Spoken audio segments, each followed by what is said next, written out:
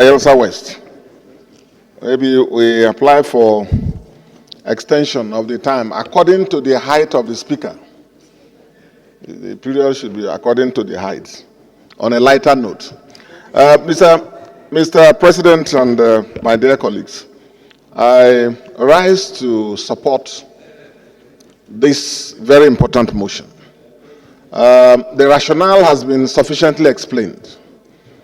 This is one of the major challenges we Nigerians are creating for ourselves.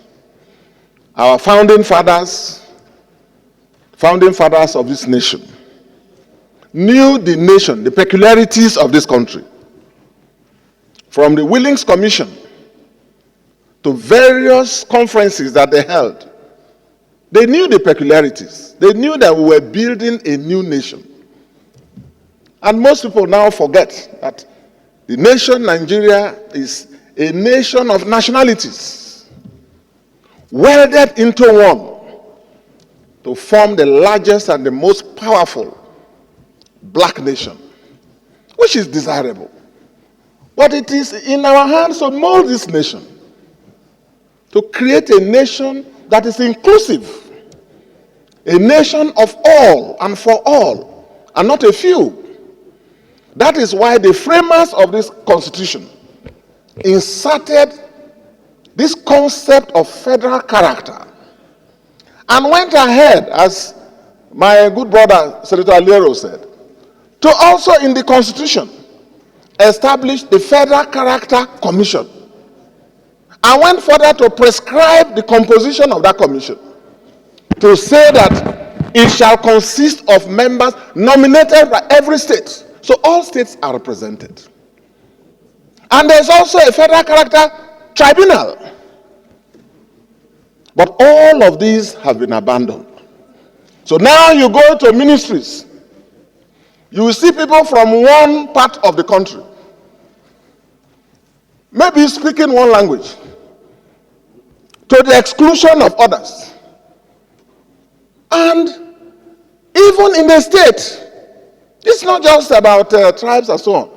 It says the Constitution is very clear, as Senator Aurelio read it, to make sure that in the formation or composition of the government of the Federation, there shall be no preponderance.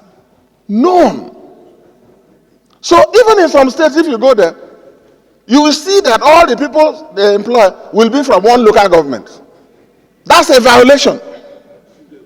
That's a violation. So we're not just talking of big tribes and small tribes. It is a major problem that all Nigerian bureaucrats and people in authority are guilty of. It's not to say, oh, we blame only one side, and one side are, everybody is culpable.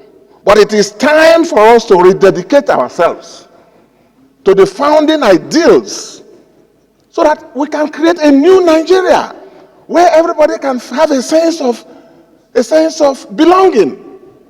So I associate myself fully, Mr. President. I don't agree that we need an ad hoc committee. We already have a committee. The Senate rules are provided for the Committee on Federal Character, ably manned, and we should trust our committees. We should give them the support. The only thing I'd like to add is that because of the seriousness of this assignment, the time frame suggested will not be enough, one. And two, the leadership has to discuss with the President of the Federal Republic.